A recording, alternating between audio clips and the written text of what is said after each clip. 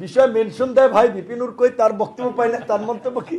আমি কি সারা জীবন এটি করতে থাকবো নাকি? আন্দোলন সংগ্রাম নতুন যারা আছে এখন রাজনীতি করতেছে তারা পরীক্ষা দিয়ে তৈরি হোক।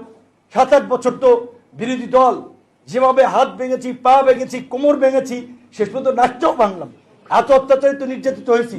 এইভাবে পরীক্ষা দিয়া কয়টা প্লেয়ার টেকে রাজনীতিতে দেখি। মানুষ একটু দেখুক, মানুষ দেখুক না যে রাজনীতিতে যে একটা কমিটমেন্ট প্রয়োজন, আত্মবিশ্বাস, দেশের প্রতি দায়িত্ববোধ। এত অত্যাচারিত হয়েছে, নির্যাতিত হয়েছি, কম্প্রোমাইজ তো করি নাই। সুযোগ তো ছিল কিন্তু কম্প্রোমাইজ করি নাই, নীতির প্রশ্নে আপোষ করি নাই। ইনশাল্লাহ এখনো দেশের প্রয়োজনে, জাতির প্রয়োজনে এই সরকারের সাথে আছি। এই সরকার যতদিন দেশ জাতির কথা চিন্তা করে এগিয়ে যাবে আমরা ততদিন সরকারের সাথে আছি। সরকারকেও সহযোগিতা করব।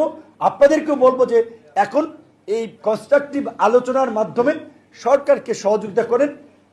আমার ব্যক্তিগত ধারণা তারেক রহমানের সাথে মিশে দেখেছি, মাননীয় প্রধানমন্ত্রী অত্যন্ত একটা চিন্তাশীল মানুষ। ওই দিন সংসদের বক্তব্যে বলেছে, দেখেন যে এই যে চেয়ারটা দেখছেন, এটা মনে হয় খুব আরাম না, এটা তপ্ত আগুন বেরোয় এখান থেকে। কারণ তিনি ফিল করেন প্রেশারটা।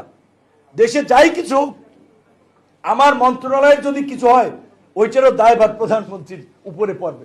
কাজী এই কাজটা তো সহজ না। সো চেষ্টা করতেছেন অনেক ভালো প্ল্যান পরিকল্পনা নিয়ে। এখন স্বাস্থ্য ব্যবস্থা নিয়ে যেটা চিন্তা করতেছেন, ই হেলথ কার্ড প্রদান, একটা ব্যাপক পরিবর্তন আসবে। তবে বাস্তব কথা, এই প্ল্যানগুলো বাস্তবায়ন 5 বছরে সবগুলো খুবই ডিফিকাল্ট। তারপরেও যতখানি করা যায় উনি